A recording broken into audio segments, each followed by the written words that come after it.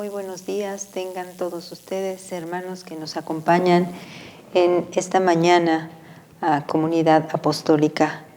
Agradecemos a todos los que están en la transmisión viéndonos y ponemos este día en las preciosas manos del Señor para que Él nos bendiga y no solamente eso, sino que podamos alabarle, bendecirle y estar prestos a escuchar su palabra. Quiero ahora que escuchemos un preludio que es de Arcangelo Corelli, de su opus número 5, el preludio número 8 en mi menor, que se compuso en el siglo XVII y es ejecutado por el director Christian Gummer. Dispongamos nuestro corazón a alabar a nuestro Señor, a orar, a tener una actitud reverente y a reflexionar en la palabra que hoy nuestro pastor trae para este día.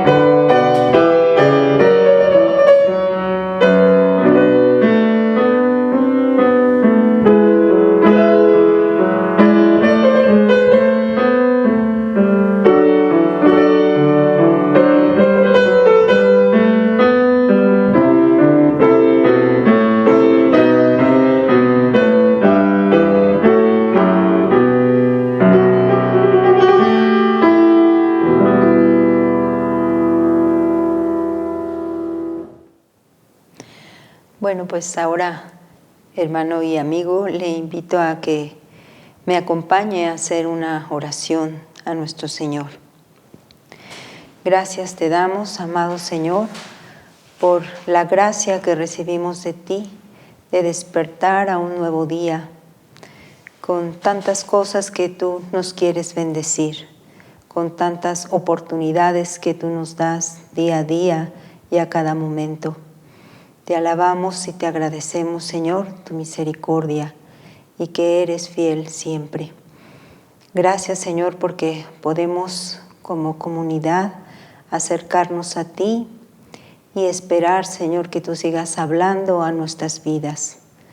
Gracias por tu Espíritu Santo, quien nos dará luz para comprender tu palabra. Te ruego que nos ayudes a ser obedientes a lo que tú esperas de cada uno de nosotros. Que dispongamos nuestro corazón, te rindamos nuestro ser y que tengamos temor y temblor por la salvación tan grande que nos has dado. Que la cuidemos, Señor. Gracias, gracias por este día. Nos encomendamos a ti en el nombre de Jesús. Amén. Quiero hacer una lectura que se encuentra en el Salmo número 69, de los versos 6 al 21. Y le ruego que, si puede usted, seguir la lectura en sus Biblias. No sean avergonzados por causa mía los que en ti confían, oh Señor Jehová de los ejércitos. No sean confundidos por mí los que te buscan, oh Dios de Israel. Porque por amor de ti he sufrido afrenta, confusión ha cubierto mi rostro. Extraño he sido para mis hermanos y desconocido para los hijos de mi madre, porque me consumió el celo de tu casa, y los denuestos de los que te vituperaban cayeron sobre mí. Lloré afligiendo con ayuno mi alma, y esto me ha sido por afrenta. Puse además cilicio por mi vestido, y vine a hacerles por proverbio. Hablaban contra mí los que se sentaban a la puerta, y me zaherían en sus canciones los bebedores. Pero yo a ti oraba, oh Jehová, al tiempo de tu buena voluntad. Oh Dios, por la abundancia de tu misericordia, por la verdad de tu salvación, escúchame. Sácame del lodo y no sea yo sumergido. Sea yo libertado de los que me aborrecen, y de lo profundo de las aguas no me anegue la corriente de las aguas, ni me trague el abismo, ni el pozo cierre sobre mí su boca. Respóndeme, Jehová, porque benigna es tu misericordia. Mírame conforme a la multitud de tus piedades. No escondas de tu siervo tu rostro, porque estoy angustiado. Apresúrate, óyeme. Acércate a mi alma, redímela. Líbrame a causa de mis enemigos. Tú sabes mi afrenta, mi confusión y mi oprobio. Delante de ti están todos mis adversarios. El escarnio ha quebrantado mi corazón y estoy acongojado. Esperé quien se compadeciese de mí y no lo hubo, y consoladores y ninguno hallé. Me pusieron además hiel por comida, y en mi sed me dieron a beber vinagre. Meditemos en esta escritura que está hablando de nuestro Señor Jesucristo, quien sufrió oprobio, pero por amor quiso sufrirlo porque nos ama y ha dado su vida por nosotros. Ahora quisiera pasar a la presentación de un ejemplar que tenemos aquí en la biblioteca con nuestro hermano Samuel.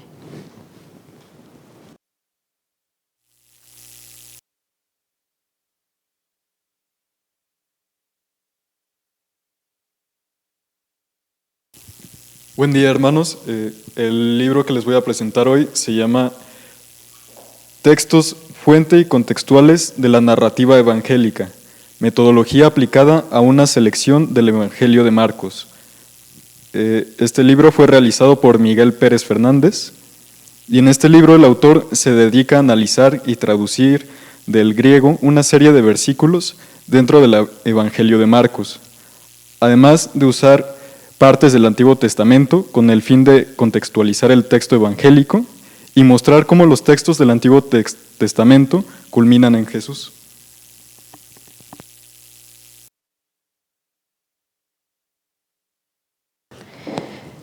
Muchas gracias.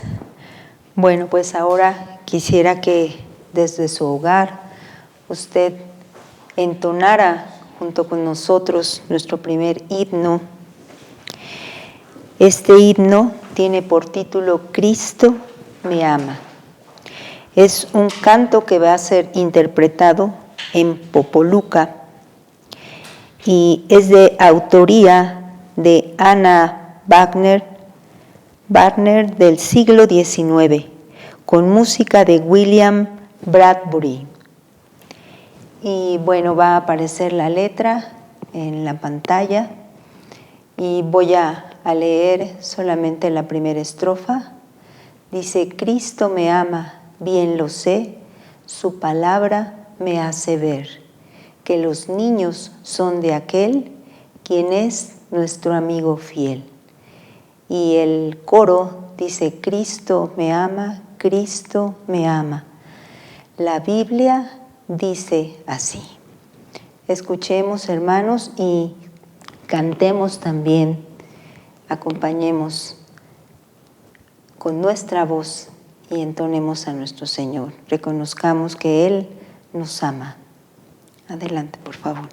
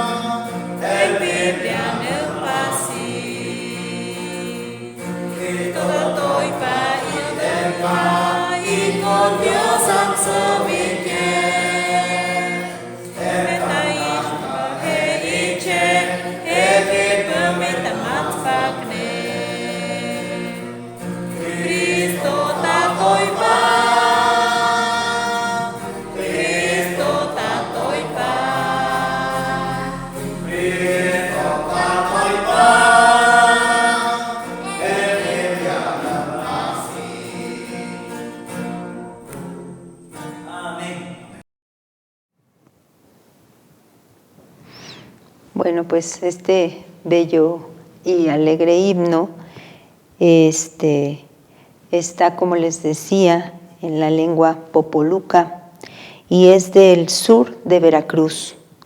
Y nos lo compartió nuestra hermana traductora del ILB, Carolina, quien nos visitó esta semana. Y pues le agradecemos que nos haya bendecido con este bello himno. Pues la letra nos hace recordar, y hago énfasis, que en toda la palabra de Dios nos habla del amor que Dios nos tiene, que Él siempre está presto a escucharnos, a los niños, a los jóvenes, a los adultos, a todo aquel que cree en Él y pone su confianza en nuestro Señor.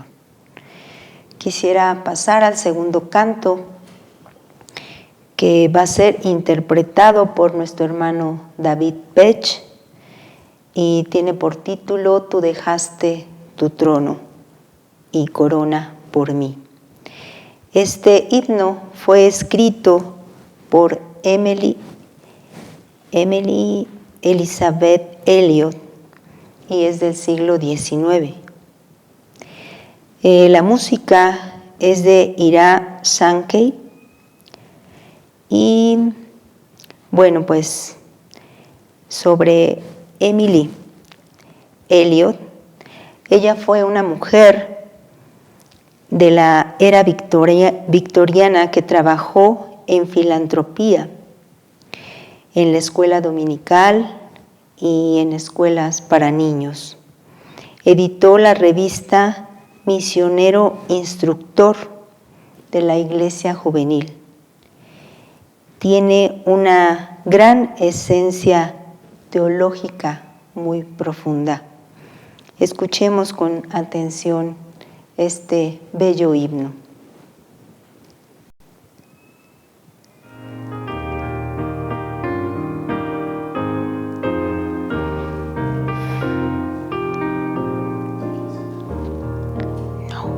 Tú dejaste tu trono y corona por mí al venir a Belén a nacer.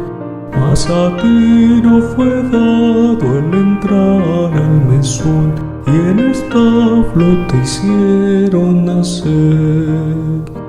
Ven a mi corazón, oh Cristo, pues en él hay lugar para ti.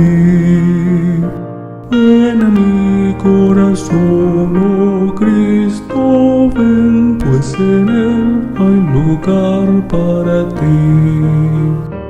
Alabanzas celestes los ángeles dan, en que rinden al verbo loor. Más humilde viniste a la tierra, Señor, a dar vida al más vil pecador. Ven a mi corazón, oh Cristo, pues en él hay lugar para ti. Ven a mi corazón, oh Cristo, ven, pues en él hay lugar para ti. Siempre pueden las zorras sus cuevas tener y las aves sus nidos también.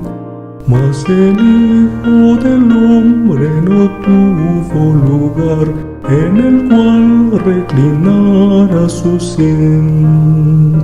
Ven a mi corazón, oh Cristo, pues en él hay lugar para ti. Ven a mi corazón, oh Cristo, ven, pues en él hay lugar para ti.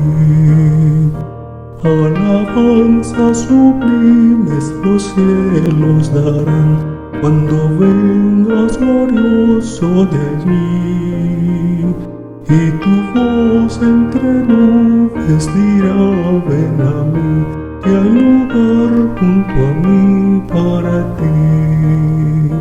Ven a mi corazón, oh Cristo, pues en él hay lugar para ti. Ven a mi corazón, oh Cristo, ven, pues en él hay lugar para ti.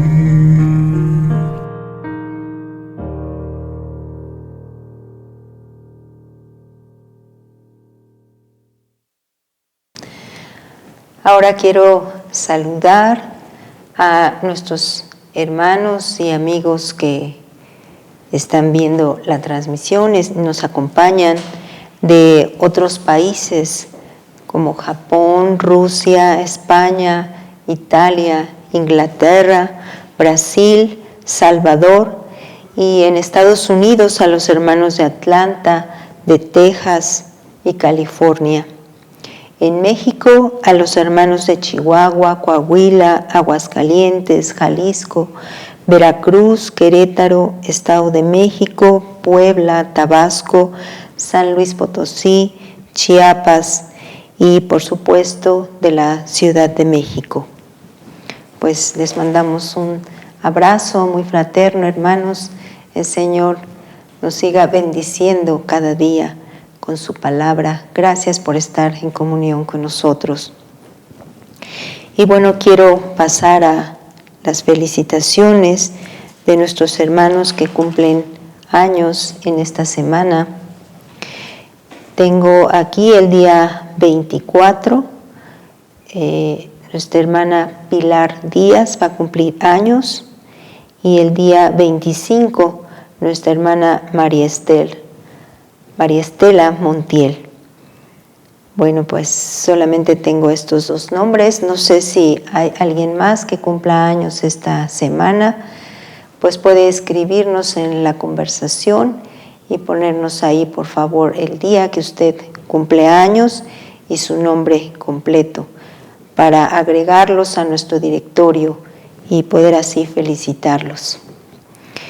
Bueno, pues también quiero leerles un pasaje que está en el libro de Proverbios, en el capítulo 16.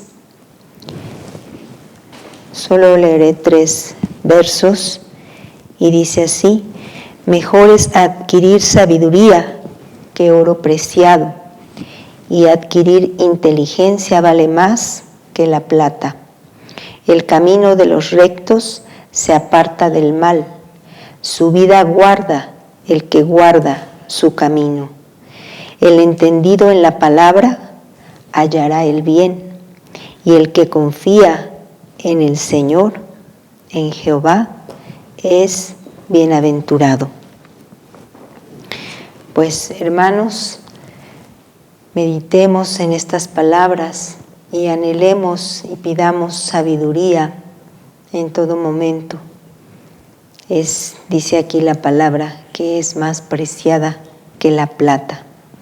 Encomendemos, hermanos, hermanas que han cumplido años, al Señor nuestro camino en todo tiempo, y que Él pueda hacernos comprender su palabra, porque hallaremos el bien si confiamos en nuestro Señor. Quiero en este momento agradecer a cada uno de nuestros hermanos que han tenido a bien disponer sus ofrendas y sus diezmos, que es una forma de adorar también a nuestro Señor. En la pantalla tenemos el número de cuenta, es el 60 51 65 57 96 7. Y también está la clave interbancaria para hacer transferencias, es el 01 81 40 60 51 65 57 96 77 del Banco Santander, a nombre de Gerardo Cristian Gómez. Bueno, pues está en pantalla, y si usted gusta, ahí puede usted depositar su ofrenda y su diezmo. Pues gracias al Señor, porque Él nos provee de lo necesario y le alabamos por ello, y rogamos que el Señor le siga sosteniendo y sustentando. Los pastores le agradecen, y si usted tiene alguna consulta que quiera hacerles, ellos están dispuestos y atentos. Si usted les busca para alguna consulta, pues puede hacerlo con confianza, hermano. Ahora quisiera pasar al momento de las peticiones. Le ruego también que usted esté atento y tome nota de ellas. Por Sergio Arteaga y su esposa Ana Luisa Martínez, oremos por su matrimonio, que ellos puedan buscar al Señor y el Señor pueda obrar en ellos. También por fortaleza para la señora María Hernández y su familia, que ellos puedan percibir el amor del Señor en este tiempo de prueba y de enfermedad. Oremos también por nuestra hermana Domi Osorio, quien fue operada, que el Señor restaure su salud y le bendiga con un pronto restablecimiento. Agradecemos al Señor que se ha recuperado también nuestra hermanita Débora Fermín.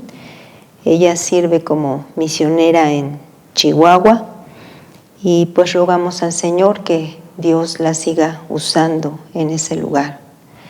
También encomendamos la vida de nuestros pastores, nuestro pastor Cristian Gómez y nuestro pastor Víctor Méndez, y oramos para que el Señor siga bendiciendo, fortaleciendo sus vidas y su salud.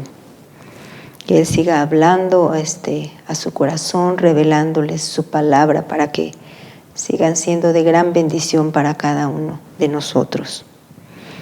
Bueno, pues si usted me acompaña a hacer una oración por estas peticiones. Te agradecemos, Padre Santo, la vida que nos prestas. Gracias, Señor, porque eres bueno, porque tu palabra dice que grande es tu fidelidad y nuevas son cada mañana tus misericordias. Queremos encomendar a ti la vida de cada uno de nuestros hermanos y amigos que hoy hemos mencionado. Tú les conoces, Padre, conoces sus angustias, sus pesares, sus dolencias, sus enfermedades. Y queremos suplicarte, Padre, que ellos puedan percibir tu amor a través de esta enfermedad o a través de alguna necesidad que ellos tienen. Que ellos puedan experimentar tu amor y que tú los bendigas, Padre, que restaures su salud. También queremos agradecerte por los que ya se han recuperado y encomendarlos a ti, Señor, para que sigan sirviéndote y que sigan entregando todo su ser y su vida para el extendimiento de tu reino. Gracias, Señor, porque eres fiel y misericordioso. Bendice a cada uno de nuestros hermanos que quizá no sabemos si están en alguna angustia, en alguna prueba. Que tú, Señor, les respaldes, les animes y les fortalezcas. Que sigas siendo tú su consuelo y su pronto auxilio en las tribulaciones. Gracias, Señor. Te amamos y te bendecimos en el nombre de Jesús. Amén. Bueno, pues ahora quiero dar oportunidad a nuestro pastor Cristian, quien nos trae la palabra el día de hoy. Escuchemos, hermanos, y estemos atentos a lo que el Señor quiere hablarnos hoy.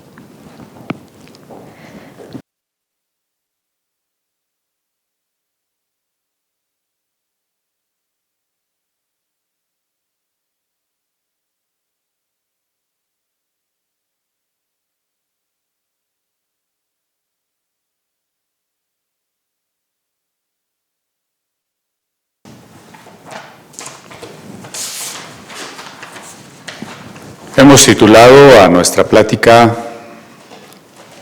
con una pregunta. Judas estaba predestinado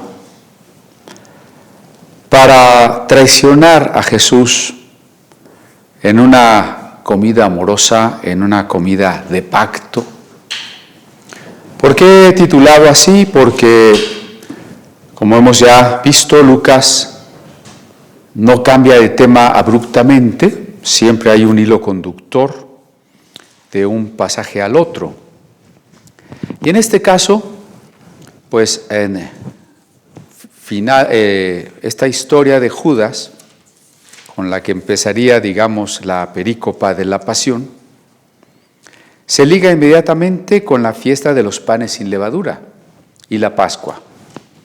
Entonces, piense, por favor, se nos está contando de la traición de Judas antes de la Pascua, luego la Pascua y luego la entrega por parte de Judas que hace a los líderes judíos contra Jesús. Entonces hay una relación, ¿no? Digamos, tanto antes cuanto posteriormente al relato de la última cena está Judas. Y por eso el título y la pregunta, ¿no? Judas traiciona en una comida. Una comida que, insistiremos, es una comida de amistad, es una comida de amor, es una comida de pacto.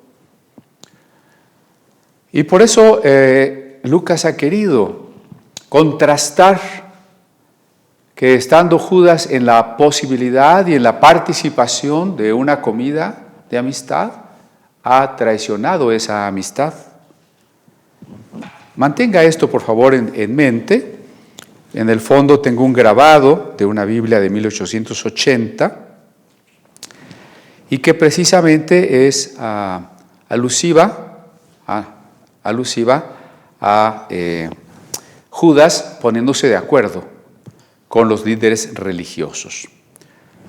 Lucas nos cuenta, por supuesto, los hechos que él ha recibido de la tradición de los primeros discípulos de Jesús, pero también lo hace en un contexto, el contexto judío, en el que sus oyentes y sus lectores conocen muy bien, en particular algunas profecías. Quisiera que retomemos la lectura del Salmo 69, que escuchamos de parte de la hermana Araceli hace un momento. Y como ella bien comentaba, es un salmo mesiánico. Claro, hay otros temas directamente expresados por el rey David en momentos de angustia. Pero David, como dirá después Pedro, siendo profeta, ha dejado un sensus plenior, es decir, un sentido más amplio, un sentido pleno del que quizá él mismo supo. Y allí vemos la manera en que el Espíritu Santo revela acerca de Jesús. Solo voy a destacar algunos versos, no voy a leer todo el pasaje otra vez, pero por ejemplo el verso 8. Piense en Jesús al leer este salmo, Salmo 69, 8. Extraño he sido para mis hermanos y desconocido para los hijos de mi madre, lo cual tiene dos aplicaciones. La primera, según Marcos capítulo 3, su madre y sus hermanos no entendían el ministerio que tenía Jesús y quisieron sacarlo de la multitud donde enseñaba, regresarlo a la casa porque pensaban que estaba loco.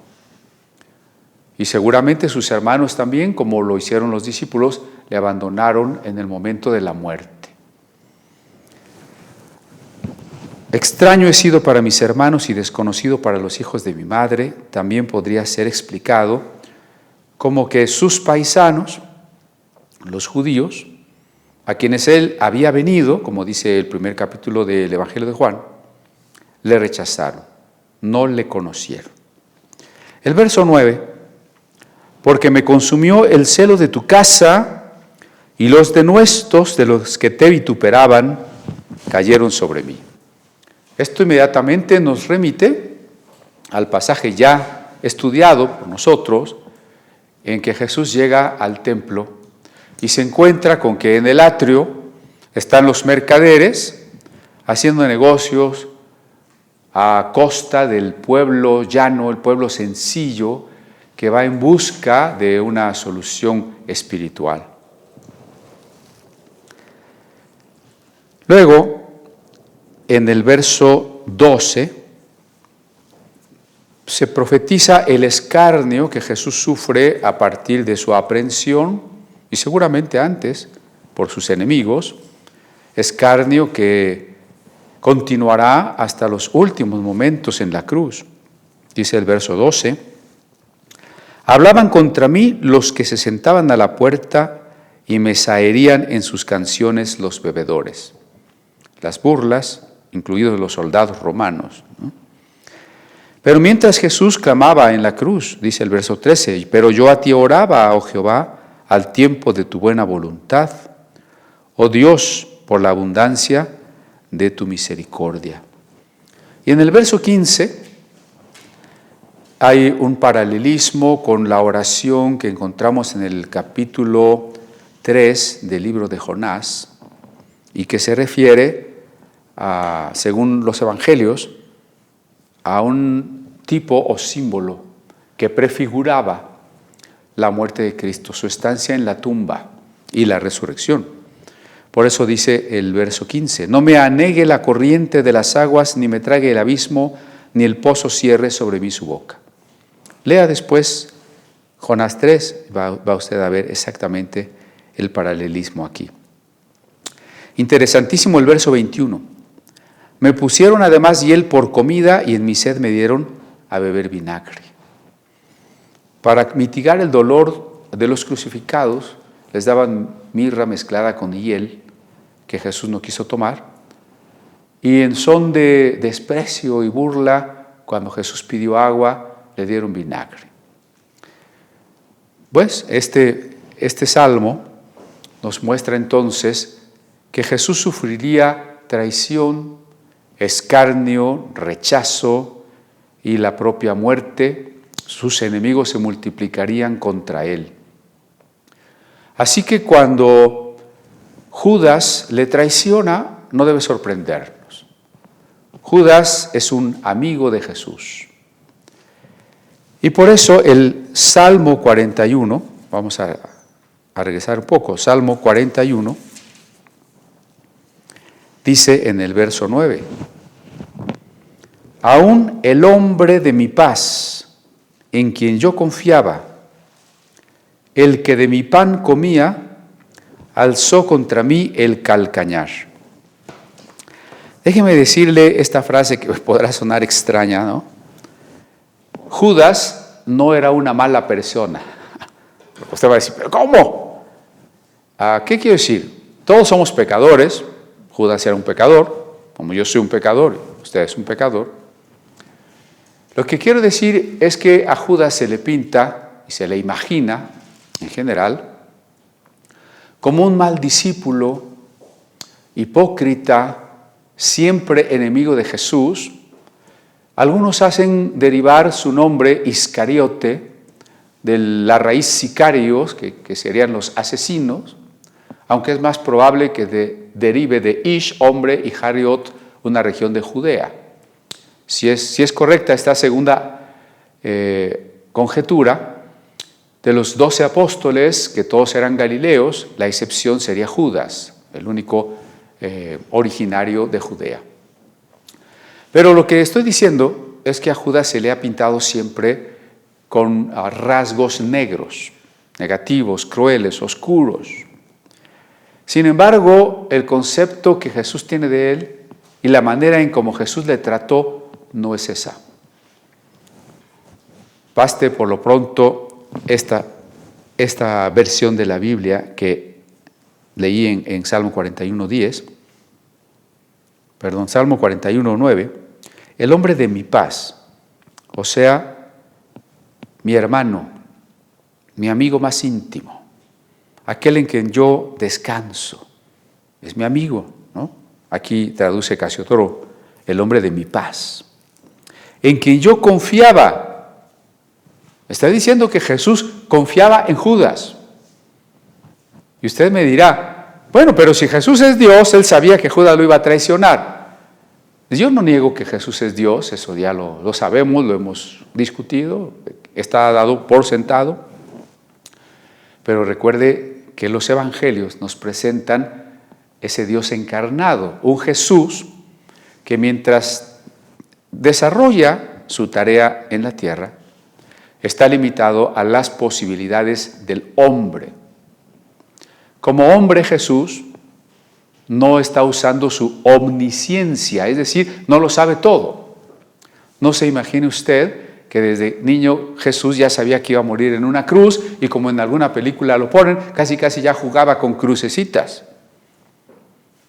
Y que su amigo, como dicen los evangelios apócrifos, su amigo de la infancia ya era Judas, que Jesús hacía pajarillos de barro que se iban volando y Judas los mataba con su resortera. No. O sea, Ni Jesús cuando comienza su ministerio sabe, bueno, tengo que escoger a un tal Judas, ese Judas me va a traicionar y finalmente, como ya lo estudiamos también en Lucas, una noche pasa en la montaña orando toda aquella noche y a la mañana escoge a sus 12 apóstoles, entre ellos Judas. Cuando Jesús lo escogió, ¿sería acaso que él estaba diciendo, pues este es el que me tiene que traicionar, lo tengo que escoger? Y aunque Judas durante 3 años caminaba con Jesús, comía con Jesús, y Jesús lo enviaba a predicar, y Judas hacía milagros, Jesús siempre lo veía de soslayo y decía, ese es el traidor, ese es el falso, ese es el anticristo. Eso es equivocado. Es equivocado porque el Evangelio y la profecía también son claras. Para Jesús, Judas es un amigo, Judas es un hermano, Judas es el hombre de su paz. Y añadiría yo que Judas fue, en principio, un auténtico discípulo. Para haber sido un apóstol, primero tuvo que haber sido un discípulo. Y para haber sido un discípulo, primero tuvo que haberse bautizado. Y que siguió a Jesús con sinceridad como los otros. Y que según Lucas 9, cuando el Señor envió a los 12, les dio autoridad, la misma autoridad a los 12, incluido Judas. Y que cuando regresaron gozosos, porque aún los demonios se sujetaban en su nombre, estaba incluido Judas.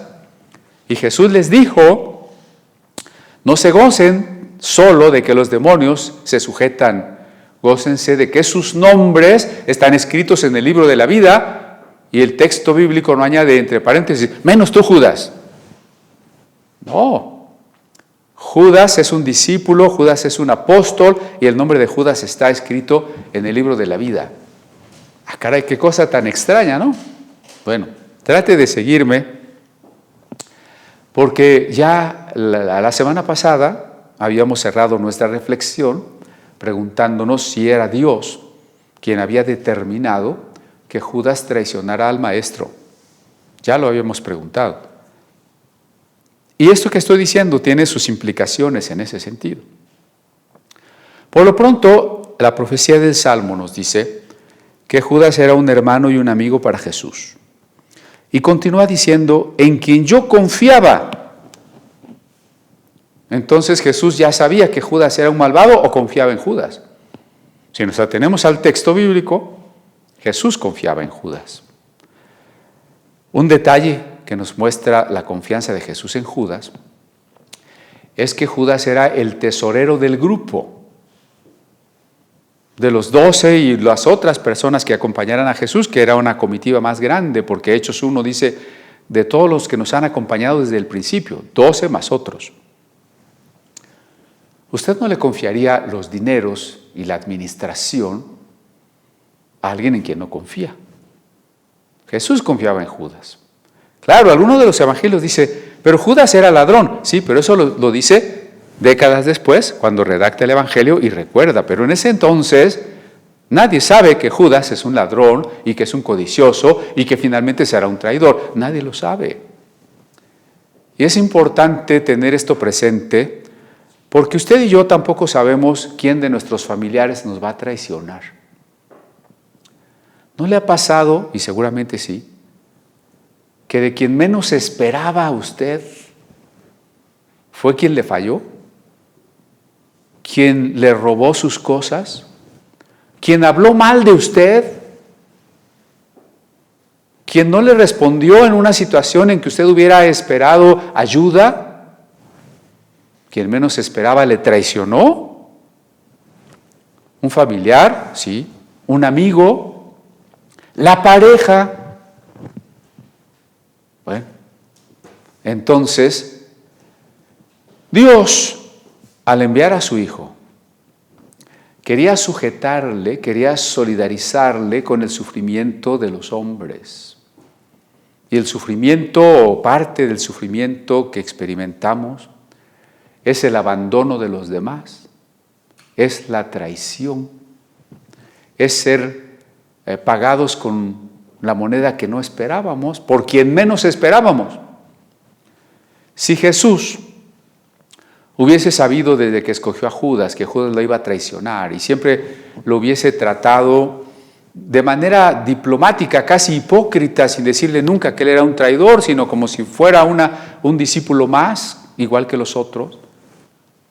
Entonces Jesús no habría sufrido ni se habría sorprendido de la traición de Judas. ¿Qué quiero subrayar? Que Jesús sufrió el rechazo de su pueblo, que Jesús sufrió tentaciones, que Jesús sufrió torturas,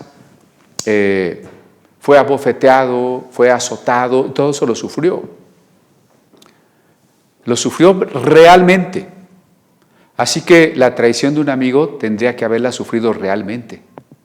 Y si Jesús lo sabía todo, pues ya no hay nada que sufrir. Ya sé que se me va a traicionar y que voy a sufrir. Jamás fue mi amigo. Lo sé, jamás fue mi amigo. Jesús podría haber dicho también, jamás fue salvo. Judas nunca fue salvo. Usted sabe quién opina eso, ¿no? Porque dicen, si Judas hubiera sido salvo, un apóstol auténtico, pues no hubiera traicionado. Y si traicionó, es que nunca fue un verdadero discípulo. Hoy diríamos un verdadero cristiano. Jesús no dice eso. Por eso le reiteré que también Judas está incluido en la afirmación de Jesús. Los nombres de ustedes están escritos en los cielos. Y también Judas recibió la promesa, no estuvo vivo cuando se cumplió la promesa, pero recibió la promesa del Espíritu, que Jesús les dejó esa última noche precisamente. Judas también recibió y fue enviado por Jesús a los pueblos y aldeas y sanó enfermos y echó fuera demonios. Judas no fue en todo sentido un falso cristiano, ni un falso amigo, ni un falso apóstol, ni un falso discípulo. Fue un auténtico discípulo, un auténtico amigo, un auténtico apóstol. ¿Eso qué quiere decir? Eso es más preocupante. Porque si nosotros tuviésemos claro quién es un traidor desde siempre, pues no nos tomaría desprevenido aquella traición, ¿no? A veces las traiciones nos dañan más, en tanto que somos más vulnerables, precisamente porque estábamos desprevenidos, porque como dije, no esperábamos de esa persona. Como leímos en el pasaje anterior de Lucas, aún el hermano y la hermana, los padres, los hijos se entregarán por causa de mi nombre, los meterán a la cárcel, los matarán, de quien menos esperábamos. Entonces dice Jesús, mi hermano, en quien yo confiaba. Quede claro, digo, usted puede contradecirme a mí, pero no contradiga el texto. Mi hermano en quien yo confiaba. ¿Qué más dice? El que de mi pan comía. Esto nos remite a los evangelios y en particular al de Juan, aunque de momento no estamos analizando el evangelio de Juan, pero voy a comentar esta parte. Es más claro el evangelio de Juan en que Jesús comienza a discernir, no en su omnisciencia, que no la usa mientras no sea glorificado. Jesús está en su humillación. Pero como un hombre lleno del Espíritu Santo, sí, Jesús comienza a discernir el espíritu de Judas. Y ese es un don que la Iglesia también ha recibido en algunos miembros por parte del Espíritu Santo, el don del discernimiento de espíritus. Jesús discierne que Judas se está alejando, que Judas está abandonando la amistad, que Judas va a traicionar. Para Jesús es claro que los enemigos lo están buscando y que lo quieren matar. Y ya leímos en el pasaje que no lo pueden matar tan fácilmente porque tienen temor del pueblo. Para la fiesta de la Pascua vienen multitudes a la ciudad de Jerusalén. ¿Y cuántas de esas personas que vienen a la fiesta vienen de Galilea? Y en Galilea conocieron al Maestro y vieron sus milagros y oyeron sus predicaciones. Si los fariseos se hubiesen atrevido a tocar a Jesús frente a la gente mata a los fariseos, a los escribas, a los sacerdotes. Entonces Jesús sabe que lo quieren matar. No sabe cómo lo van a matar, tal vez no sabe exactamente cuándo lo van a matar, pero discierne que Judas tiene una actitud de traición. Y vuelvo al Evangelio de Juan, cuando Jesús está comiendo la Pascua, con sus discípulos, toma parte del pan y lo moja en el plato, en su propio plato, y se lo comparte a Judas. Recordemos que el concepto de comida en la Biblia es hacer amistad. Quizá nosotros hemos perdido esa experiencia, ese significado de la vivencia de comer juntos. Comemos juntos porque en el trabajo pues, salimos a la misma hora, porque coincidimos en la misma fonda, por lo que sea, pero no somos amigos.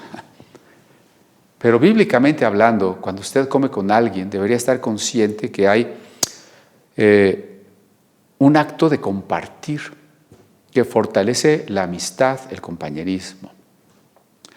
Y compartir la Pascua, que normalmente se celebraba en los hogares entre familias, compartirla porque no estamos con la familia, compartirla en la comunidad de discípulos, era reiterar que esa comunidad de discípulos es también una familia, y más que familia, como dice Proverbios, hay amigo más cercano que el hermano.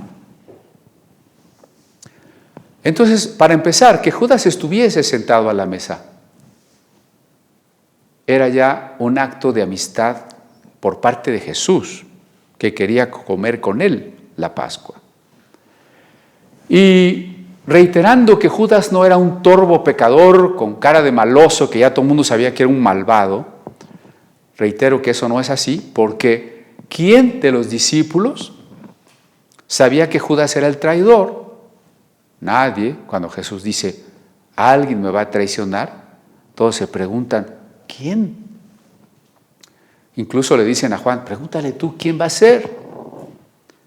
Si Judas fuese obviamente el malvado, cuando Jesús dijo, alguien me va a traicionar, todas las miradas en un mismo instante se hubieran dirigido sobre Judas, ¿no?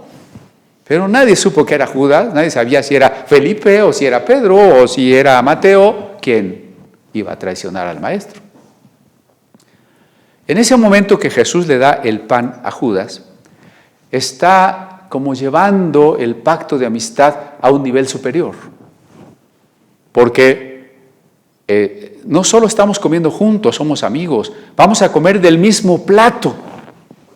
Comer del mismo plato, si lo pudiéramos interpretar, poner en palabras, diríamos, esto significa que somos tan amigos que nunca nos vamos a traicionar, que podemos morir el uno por el otro.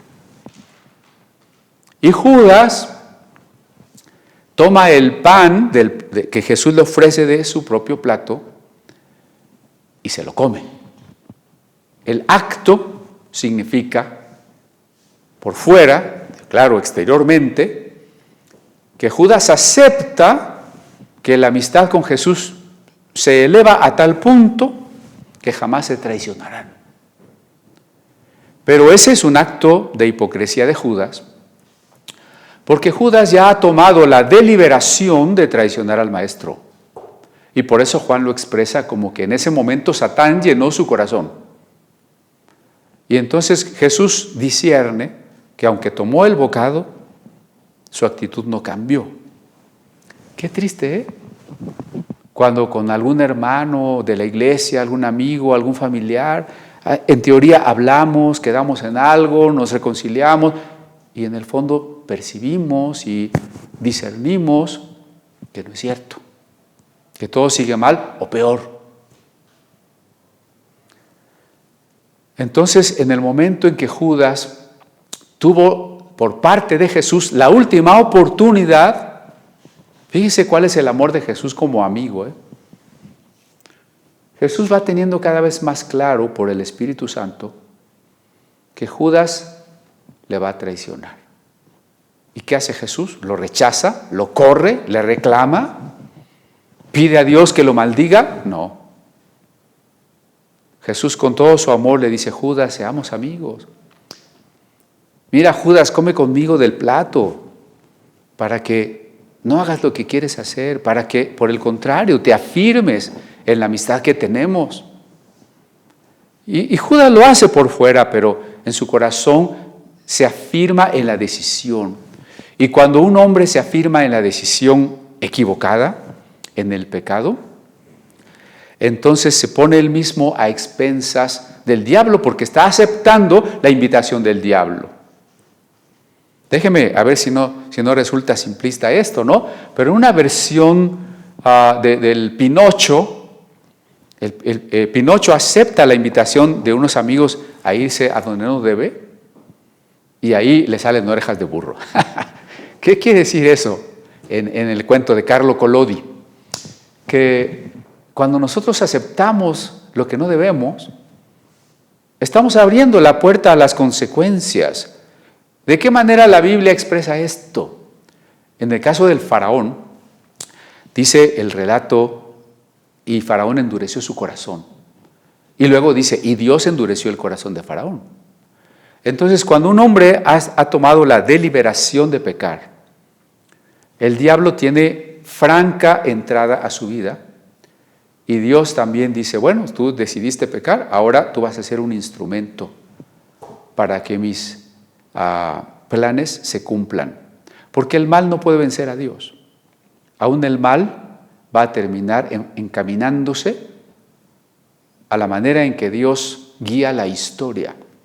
Y no porque el mal deje de ser mal, ni porque el que peca deje de ser responsable, sino porque Dios es soberano y es todopoderoso.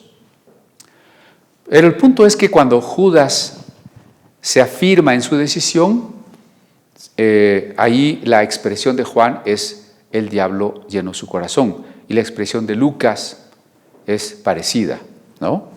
Satanás tentó a Judas. Termino el Salmo 41:9.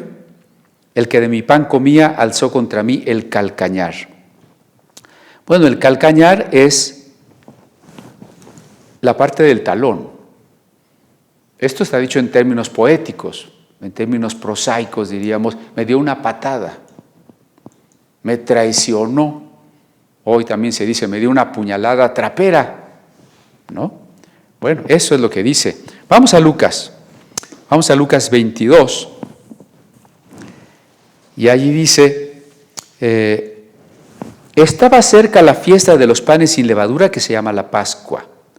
Recordemos que la Pascua es la fiesta que rememora la liberación de la esclavitud, cuando los hebreos estaban en Egipto y Dios los sacó. El versículo que leí es el 1, pero adelántese al 7, por favor. Llegó el día de los panes sin levadura en el cual era necesario sacrificar el cordero de la Pascua. Parece que dice lo mismo. Bueno, sí dice lo mismo. ¿Por qué? Porque a partir del verso 7 fue una redacción primera y luego se añadió esta especie de introducción explicativa de quién era Judas. Entonces Lucas está tomando un relato sobre la Santa Cena y le añade el problema de Judas antes y el problema de Judas después. Por eso, la introducción de alguna manera repite lo que ya estaba en el núcleo de la historia. 8 días de fiesta, 7 de los panes sin levadura, más el día de la Pascua, que como dije ya eran 2 fiestas ajenas al pueblo hebreo, que después fueron adaptadas por el pueblo hebreo y resignificadas en acciones de lo que Dios hacía con su pueblo. Bueno, los principales sacerdotes, 22:2, y los escribas buscaban cómo matarle porque temían al pueblo. Es decir, no es que temían al pueblo y por eso lo querían matar, sino que buscaban la manera de matarlo sin que el pueblo se enterara, sin que el pueblo lo defendiera, sin que el pueblo terminara linchándolos a ellos. ¿Y por qué buscaban matarle? Bueno, yo diría que podemos sintetizarlo de esta manera. Matar, deshacerse del otro, que el otro no exista. Y aquí anotémonos nosotros también, porque aunque quizá no hayamos tomado una pistola o una espada para matar a alguien, podemos tener el deseo de que alguien no exista.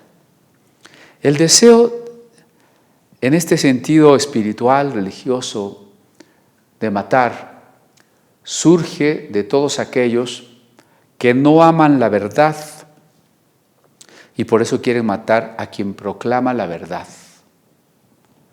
Por eso diría Jesús, ¿a quién de los profetas no persiguieron y mataron vuestros padres? a Juan el Bautista, a los apóstoles y a lo largo de la historia de la Iglesia, a los cristianos de la época del Imperio Romano, a los cristianos de la época medieval y de la época inquisitorial, a los de la época de la Reforma, etc. Cristianos y predicadores y profetas de la verdad, perseguidos siempre.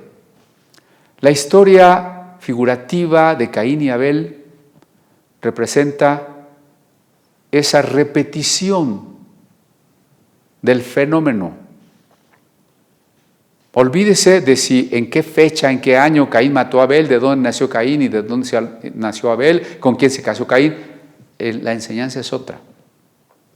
En la historia de Caín y Abel, lo que se representa es el principio que a lo largo de toda la historia se va a repetir.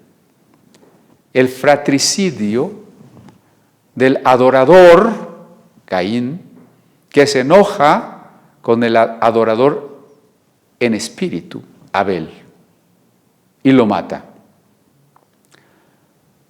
A estos profetas y apóstoles y a estos reformadores y demás hermanos de la historia de la Iglesia, en la mayor parte de los casos no los mataron los ateos y los de otras religiones y los adoradores de los demonios. Los mataron, los odiaron, los persiguieron, los que se asumían como creyentes, como religiosos, como la auténtica institución que representa a Dios en la tierra. Aquellos que se divinizaban y aquellos que pretendían tener su propia verdad. Por eso ya hablamos tanto de la persecución que hemos empezado ya a sufrir. Esta semana uno de los tribunales electorales demandó a varios prelados de la Iglesia romana, porque en una época de relativismo donde cada quien quiere tener su verdad porque le conviene tener su verdad particular para justificar y permanecer en sus pasiones, es una época, digo, en la que con más razón se odiará a cualquiera que enarbola una verdad. No hay más que una verdad. Por eso odiaban a Jesús y a lo largo de la historia a todos los que han sido odiados por proclamar la verdad. Sigo, verso 3. Entró Satanás en Judas, por sobrenombre Iscariote, el cual era uno del número de los 12. Eso ya lo comentamos, ¿no? Solo reitero que Judas no era un endemoniado. Aquí Satanás no entró en el sentido en que entra un demonio. Para empezar, Satanás no es un demonio, es un ángel caído, y en todo caso es el jefe de los demonios, pero él mismo no posesiona a los seres humanos. No hay ningún ejemplo bíblico de ello. Bueno, entonces Judas fue y habló con los principales sacerdotes y con los jefes de la guardia de cómo se lo entregaría. Ahí está la ilustración de Judas hablando con ellos, ¿no? Ellos se alegraron, claro, dijeron, bueno, mira, uno de sus propios amigos, de sus propios discípulos, nos va a ayudar. Y convinieron en entregarle dinero. Sabemos por otros pasajes que fueron 30 monedas de plata, muy al estilo de las monedas de plata que recibieron los hermanos de José cuando lo vendieron. Y no olvide que José es un tipo de Cristo, vendido y rechazado por sus hermanos, pero que finalmente él asciende de la humillación y la esclavitud al trono y salva a sus hermanos. Ese es Cristo. Ahora bien, cuando dice el texto que se alegraron y convinieron en darle dinero, hay quien trata de entender a Judas. ¿Por qué Judas hizo lo que hizo? Algunos hermanos así muy conservadores quieren ver en Judas ese retrato negativo que yo decía. Es que Judas siempre fue un codicioso, es que Jesús no respondió a sus deseos y entonces Judas estaba resentido y se quiso vengar porque Jesús no le dio las riquezas que él anhelaba cuando pensó que siguiendo al Mesías se le iba a entregar el reino. Bueno, es una posibilidad, es una conjetura nada más. Otros dicen, bueno, es que Judas era parte de los celotas y entonces él quería una revolución violenta, armada. Y entonces la entrega fue para orillar a Jesús a defenderse y a manifestarse como Mesías. Bueno, es otra conjetura, nada más que eso, ¿no? Luego, películas como Jesucristo Superestrella, que no le recomiendo ver. Bueno, mejor sí se la recomiendo, porque si le digo que no, la va a ir a ver, por lo prohibido, ¿no? No está prohibida. Pero en esa película, Judas canta como reclamándole a Cristo y a Dios, bueno, ¿por qué me condenan si yo fui escogido para eso? Muy al estilo de lo que yo estaba diciendo hace rato. Si Dios decretó que fuera Judas o Satanás obligó a Judas, Judas no tiene responsabilidad, que por supuesto no es el caso. ¿Por qué Judas traicionó a Jesús? Bueno, déjeme decirle la razón. No sabemos. Pues no sabemos. ¿Por qué no sabemos? Porque la Biblia no dice. Y si la Biblia no dice, no me venga usted a cuentear con algunas cosas, ¿no? ¿Por qué Judas traicionó a Jesús? Pues no sabemos. Lo que es claro que Satán lo invitó a traicionar, eso está claro. ¿Qué resortes motivaron a Judas? ¿Qué codicias o qué resentimientos o qué ideas o qué esperaba? No sabemos. No sabemos. Es un personaje muy interesante, Judas, incluso si nos adelantamos al libro de los Hechos, donde sabemos que Judas se suicida, se ahorca, se arrepiente, también dicen los evangelios, y avienta las monedas, dice, ya no quiero nada, ¿no? Cuando ve que Jesús fue condenado a muerte. Quizá por eso algunos piensan que la intención de Judas no era que Jesús fuera condenado, sino que se viera obligado a defenderse. Pero no lo dice la Biblia. En el Evangelio de Juan se llama Judas el hijo de perdición. Y algunos dicen, ya ven, pues nunca fue un verdadero cristiano, porque ahí se dice que es el hijo de perdición. Sí, pero ese es un texto escrito 60 años después, en el que Juan no necesariamente quiera condenar a Judas, sino podría ser tipo incluso del anticristo, porque así se le llama también, el hijo de perdición.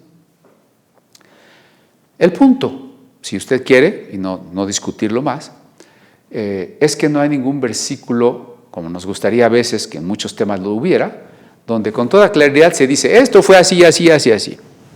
Nos queda en el umbral del misterio. Pero déjeme decirle que si Dios no determinó que Judas pecara, eso sí lo podemos afirmar claramente. Dios no determinó, no decidió que Judas pecara. Porque si nosotros nos imaginamos que Dios dijo, bueno, sí, cuando yo mande a Cristo voy a dar unas profecías que se tienen que cumplir, y entre esas que Judas tiene que entregar a mi hijo. Y entonces cuando Judas apareció en la escena, en la existencia, no le quedaba más remedio que cumplir el destino, porque ese sería el concepto. Si Dios decidió que esto tiene que pasar así, con fulano de tal, entonces estamos hablando del destino. Pero fíjese qué cosa, que en la Biblia ese concepto del destino no existe. Ese es un concepto de una de las religiones griegas, que era el culto al dios Dionisios, y que se expresaba en lo que se llamaron las tragedias, obras de teatro y de música en que los actores hablaban de los héroes que querían oponerse al destino, evitar el destino con todo valor, pero nunca pudieron evadir el destino. Inexorablemente, la fatalidad, el destino se tenía que cumplir. Pues ese es un concepto dionisiaco griego, no es un concepto bíblico. Así que, si usted no encuentra un versículo en la Biblia que diga que Dios decidió que Judas tenía que entregar a Jesús, pues no se cambie de religión. Y usted me dirá, no, pero es que todo pasa Y Dios es soberano y por tanto si nada sale de su soberanía, pues Dios tuvo que haberle decidido así. Bueno, vale la pena recordar que la soberanía no es que Dios de manera arbitraria determina todo lo que va a pasar, porque si no lo determina, entonces no sería soberano. Acuérdense que la soberanía es la autoridad que Dios tiene sobre toda su creación. ¿Y por qué tiene Dios y cómo ejerce Dios su autoridad sobre la creación? Porque Él es amor. ¿Qué objetivo tiene su autoridad sobre la creación? Su amor. Por eso no tenemos un Dios arbitrario que dice que es bueno y malo lo que a Él se le antoja, nada más porque se le antoja, como dicen algunos predicadores por ahí, ¿no? Es que no hay que cuestionar la Biblia. Si Dios dijera que debemos de comer estiércol, pues comamos estiércol. Si la Biblia dijera no que la ballena se tragó a Jonás, sino que Jonás se tragó a la ballena, pues aceptémoslo, porque Dios es soberano. No olvidemos que Dios es soberano, pero su soberanía, autoridad amorosa, no se contradice con su justicia, con su amor, con ser razón y logos con mayúscula. No olvidemos eso, porque estaríamos entonces partiendo a Dios, olvidando unos atributos, poniéndolos en detrimento de otro que nos gusta subrayar. No es así. Dios no determina todo lo que el hombre hace porque el hombre peca. Y Dios no peca. Dios es todopoderoso, sí, pero fíjese esta paradoja tan interesante. Hay algo que Dios no puede hacer. Siendo todopoderoso, hay algo que Dios no puede hacer. Yo creo que ahora sí me van a aventar muchos jitomates virtuales, cuando menos, ¿no? Lo que Dios no puede hacer es pecar. ¿Y sabe por qué no puede pecar? Porque Él es amor y Él es santo. Y el pecado es falta de amor. Dios no puede pecar. Dejaría de ser amor. Y si deja de ser amor, deja de ser Dios. Y el universo deja de existir. Y Dios no puede dejar de ser Dios porque es el ser necesario. Ser necesario significa, con mayúscula, el ser que no puede dejar de ser. Ahí está. Yo puedo dejar de existir, pude no haber existido nunca, pero Dios es el ser necesario en sentido lógico de la palabra necesario. Lógico, ontológico. Entonces Dios no puede pecar. Por eso, vamos a Santiago. Santiago nos va a ayudar mucho ahí. Capítulo 1, verso 13.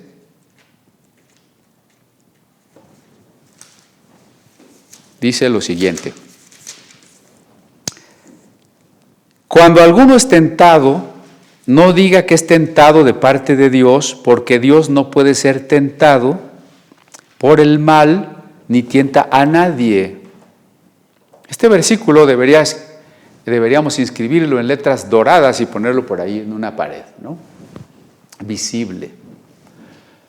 ¿Por qué? Porque a veces el equívoco es que Dios creó el bien y el mal, dice alguien, equivocadamente, por supuesto. Otros piensan que Dios es bueno y malo, negro y blanco, luz y tinieblas al mismo tiempo, como las religiones taoístas del Oriente Lejano, o incluso la cábala esotérica judía. Dios es luz y en Él no habita ninguna tinieblas, dice el texto. Dios es 3 veces santo, eso debe quedar claro.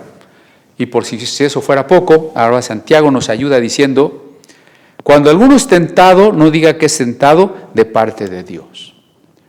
¿Qué es tentación? Es invitar al mal. ¿Dios invitó a Judas a hacer lo malo? La respuesta categórica que encontramos aquí en Santiago es no. No solo no lo invitó, menos entonces lo obligó, menos entonces lo destinó o lo determinó para que él pecara de esa manera. No. Dios, dice el texto, Dios no puede ser tentado por el mal. Entre paréntesis, piense en la humanidad de Jesús, es tentado como humano. A Dios como Dios las tentaciones no le hacen ni cosquillas, o sea, Dios no puede ser tentado por el mal, Él es absolutamente amor. Y el mal es una ausencia de amor. Dios no puede ser tentado por el mal, ni Él, ni Dios, tienta a nadie, a nadie. Si Dios no tienta a nadie, el diablo cayó porque el diablo quiso caer y el hombre cayó porque el hombre quiso caer. No porque Dios los tentó, los provocó, o como dicen, malinterpretando unas palabras de Pablo, es que Dios decretó o encerró a todos bajo pecado. Sí, pero esas palabras lo que significan es que Dios permitió que el género humano pecara y que los que vamos naciendo vayamos siendo influidos del pecado de nuestros padres. Pero no significa que Dios, cuando creó al hombre, dijo, bueno, y ahora decido que todos los hombres van a ser pecadores.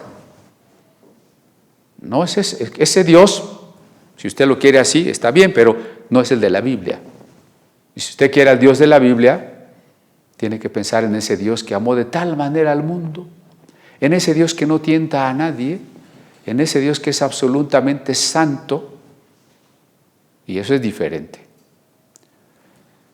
Espero que quede claro que la soberanía de Dios es la que decidió, o que Dios en su soberanía decidió crear un hombre con voluntad, es decir, usted y yo, los seres humanos con voluntad.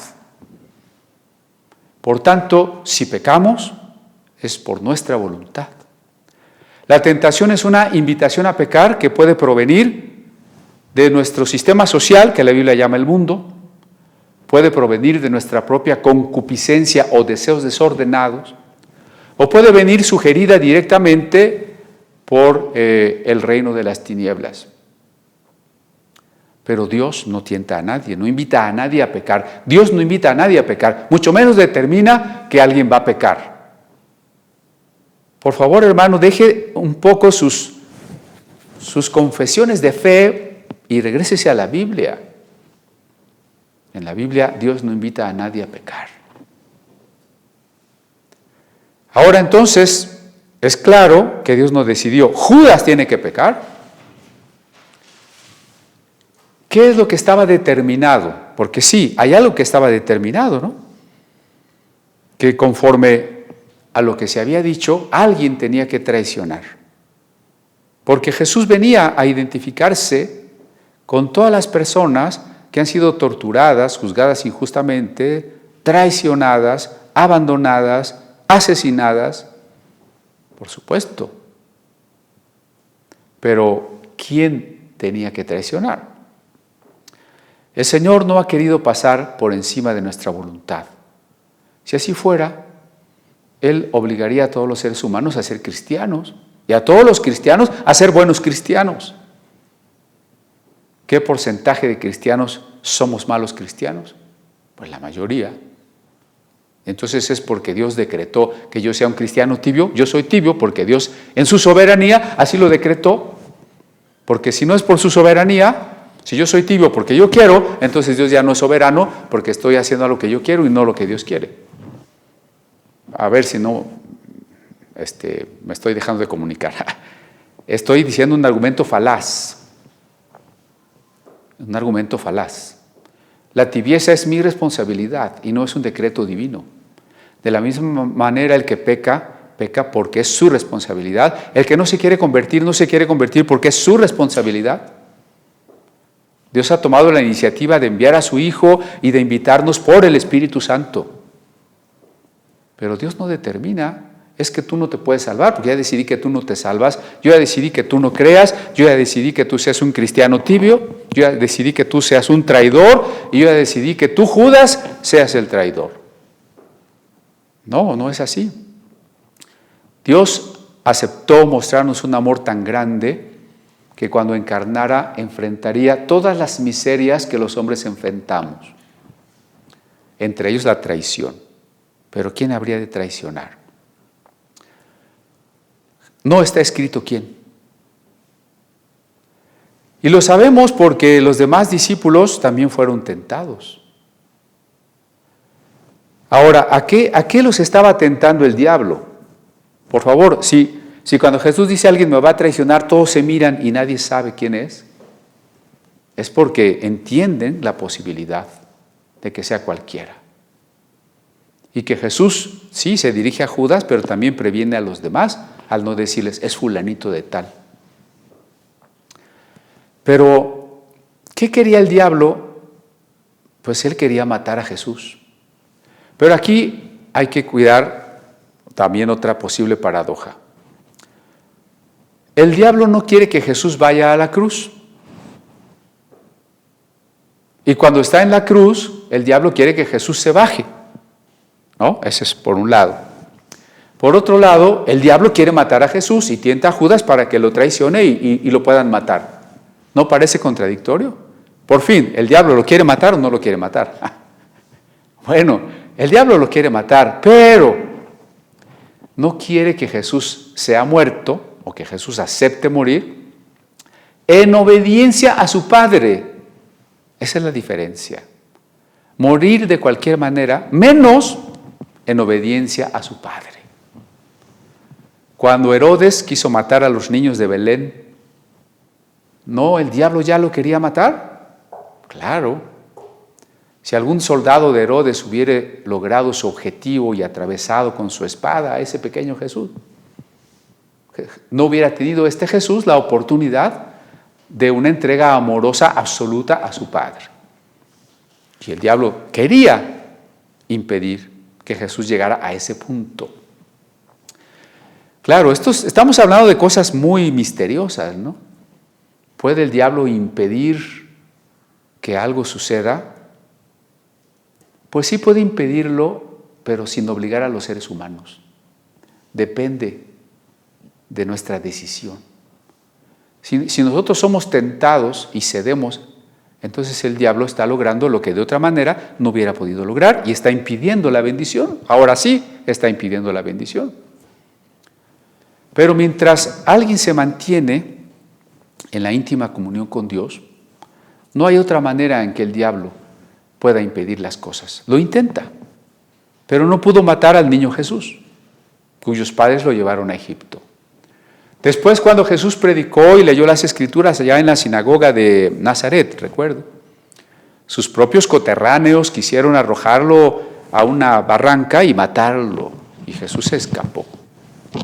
Es decir, de que el diablo ya lo quería matar, lo quería matar. ¿Por qué? Porque al diablo no le conviene a alguien, por supuesto Jesús es Jesús, ¿no? Pero de todas maneras no le conviene a nadie que predique el amor de Dios. No le predique a nadie que le diga al hombre, reconcíliate con Dios, reconoce tu pecado, cambia tu vida, regrésate a Dios.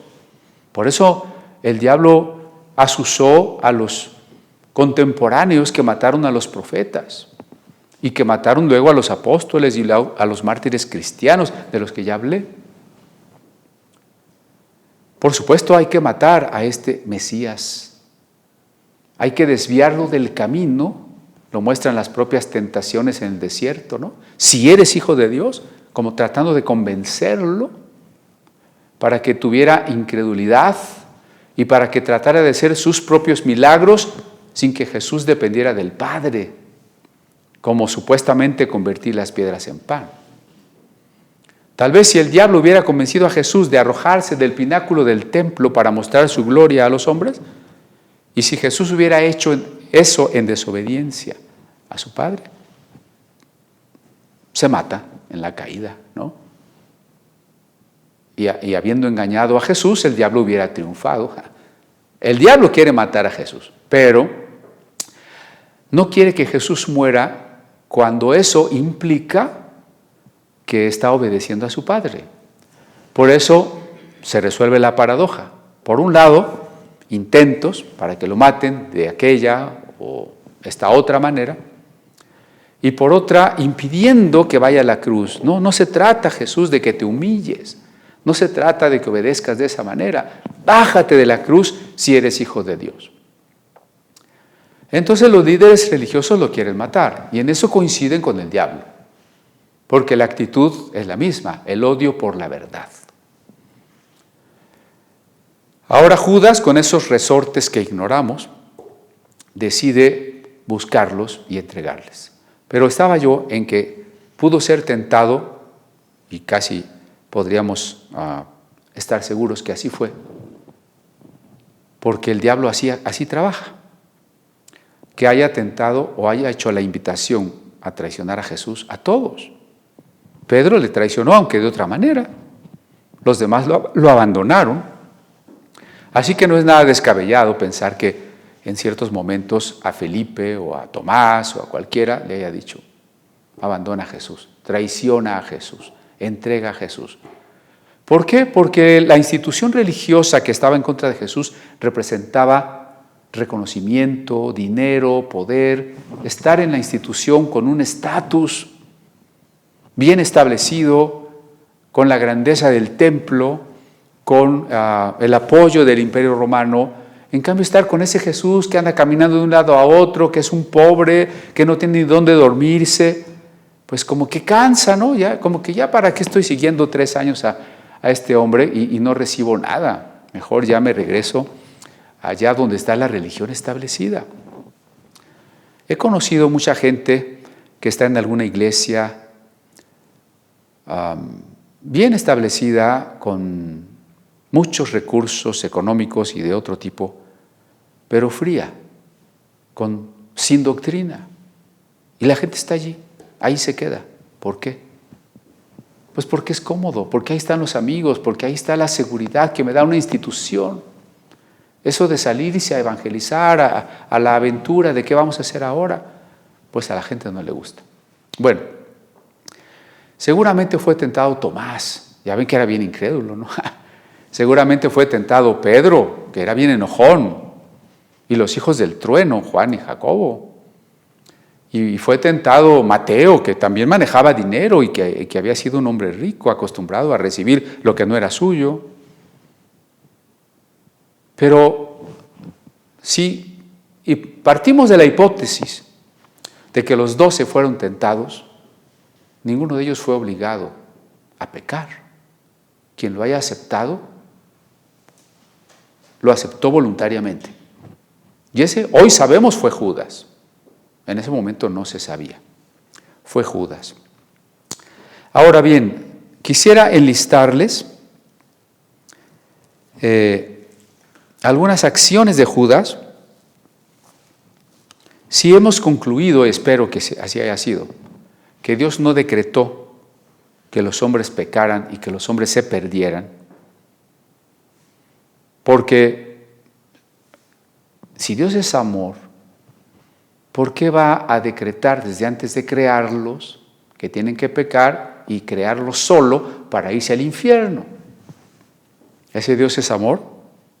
Ahora, si usted me dice, pero usted no puede juzgar a Dios, yo le diría, yo no estoy juzgando a Dios, sino que tenemos algo en común, queremos entender al Dios de la Biblia, ¿no? Y queremos interpretar los versículos racionalmente.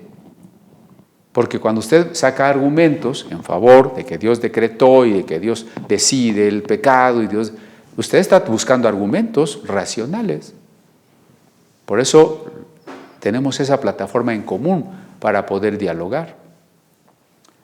Si Dios no decretó, porque no es su carácter, porque la finalidad de su creación, según el relato del Génesis 1 y 2, es el reposo, no la destrucción, y mucho menos una destrucción por motivos narcisistas, como quien dice, es que Dios decidió crear estos para que se condenaran para su mayor gloria.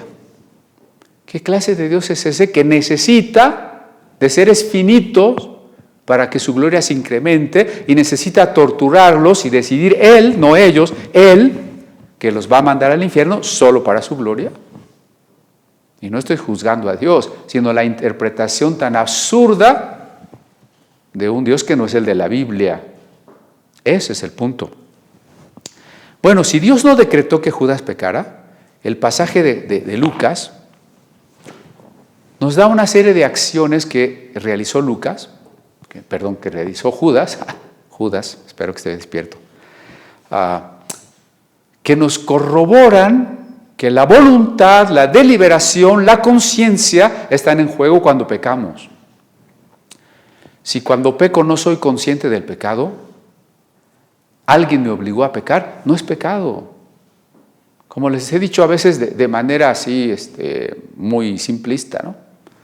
Alguien me movió la mano para pegarle al otro. ¿Yo fui culpable de pegarle al otro? Pues no, alguien me movió la mano cuando yo menos esperaba y cuando me di cuenta ya le había yo pegado sin querer. Bueno, eso no es pecado.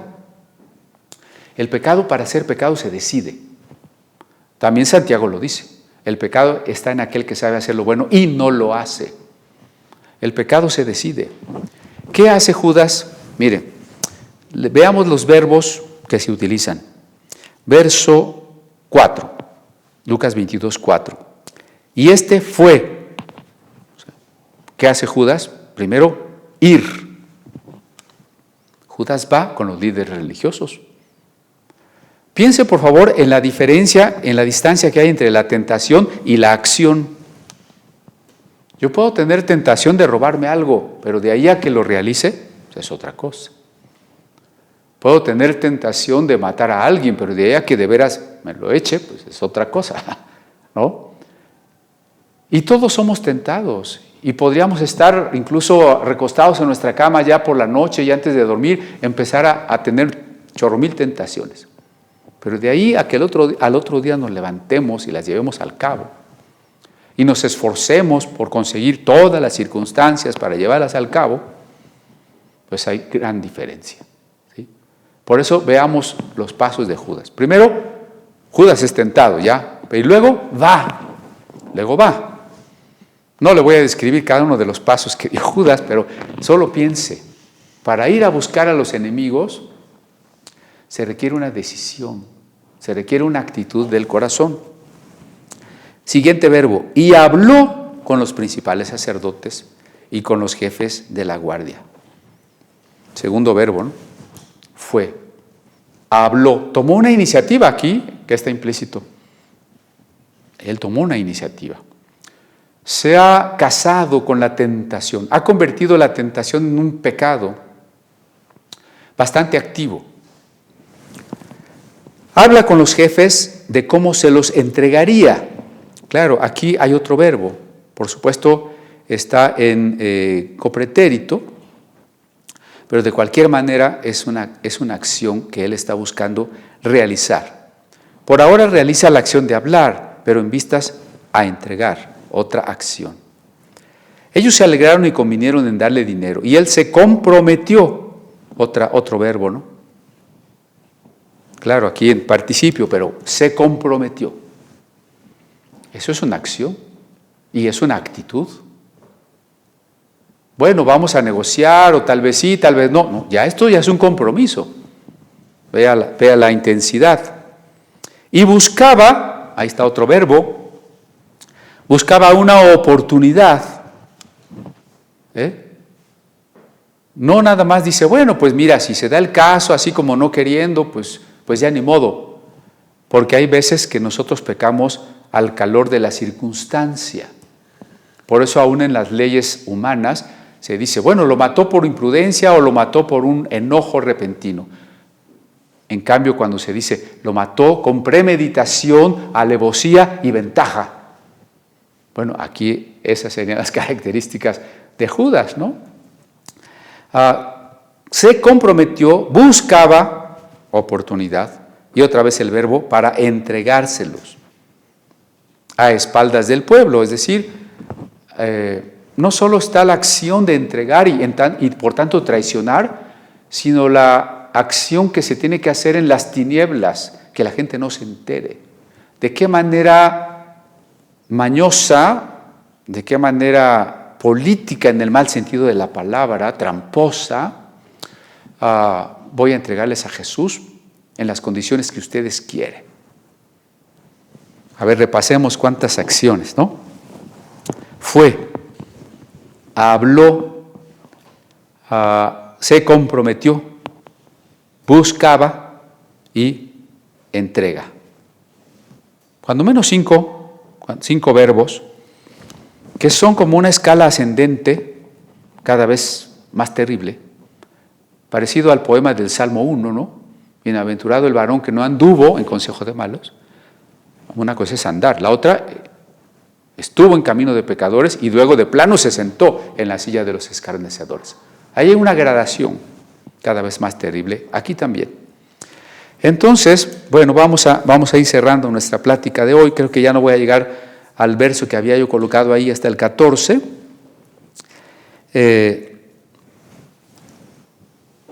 Todas estas acciones de violar y traicionar una amistad con Jesús son el contraste con los versos inmediatos. Ahora Jesús manda a sus discípulos a preparar la Pascua, la comida de comunión, la comida de familiaridad, la comida de amistad. Y pues déjeme adelantarle, estamos platicando con los coordinadores de las células, para que en su reunión de células ustedes puedan celebrar la Cena del Señor. En muchos casos será así a la distancia, porque muchas de las reuniones de células son a la distancia. Si algunas, o cuando menos algunos de los miembros de una célula se están reuniendo presencialmente, pues también. La idea es que cada uno de ustedes vaya preparando allá en su hogar un vino, un pancito, para que en el momento en que le corresponda su célula, todos juntos, ¿no? Todos los que están conectados o que están ahí presentes, hagan el partimiento del pan. Y bueno, la próxima semana, si Dios quiere, detallaremos nuevamente lo que significa la Santa Cena y analizaremos los versículos que siguen. Pero por lo pronto, ¿qué podemos colegir o concluir el día de hoy? Dios no nos obliga a pecar, el diablo no nos obliga a pecar. Somos tentados y de nosotros depende si queremos escuchar la voz del Espíritu y recibir su poder para vencer. La salida que Dios siempre da cuando hay una tentación. O si escogemos la caída. Y con ello quedamos a expensas de aquel que nos invita a pecar. Y sufrimos, obviamente, las consecuencias. Dios no decidió que usted fuese un cristiano tibio. Dios no decidió que usted fallara. Él quiere lo mejor para nosotros. El Dios que predicamos, el Dios que revela la Biblia, el Dios que vino a manifestar Cristo, es amor. Es alguien que da su vida por las ovejas. Es un padre que abraza a todo hijo pródigo que regresa a la casa. Ya lo hemos visto. Es un Dios que ama al pecador. Es un Jesús que come con las prostitutas y los ladrones. Por eso, hoy que Jesús nos invita a su mesa, a la amistad, nos invita a comer con Él para que un día nosotros comamos con Él en el banquete mesiánico, como lo expresará un poquito más adelante. La respuesta está en nosotros, como lo expresa Apocalipsis, ¿no? Si alguno oye la voz y abre la puerta, abra la puerta. Y si usted y yo somos cristianos auténticos, como le dije que Judas había sido un cristiano auténtico, no nos confiemos en ello, porque si Judas apostató, es lo más probable que haya apostatado, y no me pregunte si se salvó o no se salvó, porque le voy a volver a contestar que no lo sé. Pero lo que sí es cierto es que nos muestra un ejemplo muy claro de cómo alguien que podría ser incluso un apóstol, y hoy que están de moda los nuevos apóstoles, podría terminar por el mal camino. ¿Por qué? Porque ciertamente Dios siempre está aquí invitándonos y queriéndonos llenar de su espíritu, pero también todo el tiempo está aquí el enemigo, invitándonos a hacer lo malo.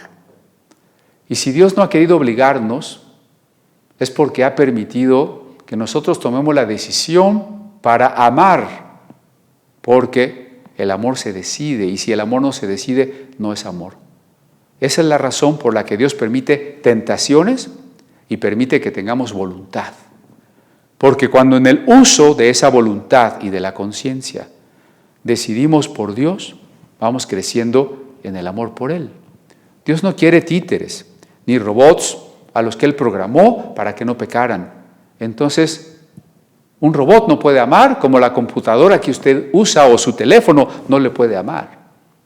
Para que pueda haber una relación amorosa entre Dios y sus criaturas tienen que tener la oportunidad que Dios les da de tomar sus decisiones. Y hoy es tiempo de tomar nuestras decisiones.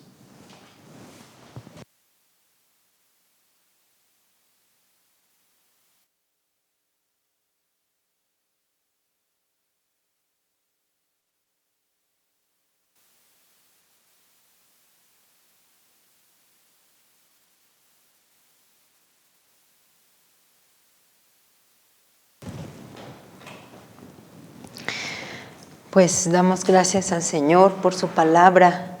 Solo quiero reiterar una pequeña frase. Dice, ¿puede el diablo impedir que algo suceda? No, sin nuestra voluntad. Si alguien se mantiene en íntima comunión con el Señor Jesús, pues no. Por lo menos será más difícil caer en tentación. Mantengámonos en íntima comunión con nuestro Señor, con nuestro amado Dios. Sí. El Señor fue tentado en todo y nosotros también seremos tentados en todo, pero no somos obligados a ello.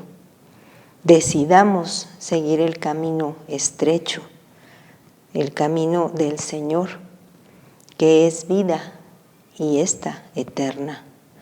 Si queremos escuchar la voz de su Espíritu o no lo queremos hacer, sufriremos las consecuencias. Pero recordemos que Dios es un Dios de amor y es un Dios perdonador que nos espera siempre. Pues gracias a Dios por su bendita palabra y solo quiero recordarle de nuestras células que tenemos a lo largo de la semana, desde el día lunes, el día martes, también tenemos los días viernes, los sábados y los domingos. Es a diferentes horarios. Si usted está interesado en participar en alguna de estas células, le pido que se comunique conmigo. Le doy mi teléfono, es el 55 23 73 14 93. Lo repito, es 55 23 73 14 93. Y yo con mucho gusto le pongo en contacto con alguno de nuestros responsables de las células.